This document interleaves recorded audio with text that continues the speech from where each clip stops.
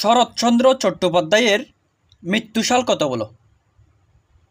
অবশ্যই যদি তুমি অতি মেধাবী না হও তাহলে কখনোই পারবে না, আমি জানি। তাহলে ব্যাক বেঞ্চারদের জন্য আসো ট্রিক্স দিই। দেখো, শরৎচন্দ্র এটাকে পড়বা শরৎ। শরৎকে কি পড়বা? শরৎ। কি পড়তেছ? ঠ। ত এর পরিবর্তে ঠ। মৃত্যু, মৃত্যুকে ত এর পরিবর্তে কি পড়তেছ? ট। শরৎ, এটাকে পড়তে শরৎ, এটাকে মৃত্যু, একটা পড়বা 38, 1938। সবখানে ট আছে কিনা? শরৎ, মৃত্যু, 38। তাহলে 1938 সালে শরৎচন্দ্র চট্টোপাধ্যায় মৃত্যুবরণ করেন। বুঝতে পারছো কিনা? এবার তার জন্ম কত সালে হয়? জন্ম হচ্ছে 1876 সালে।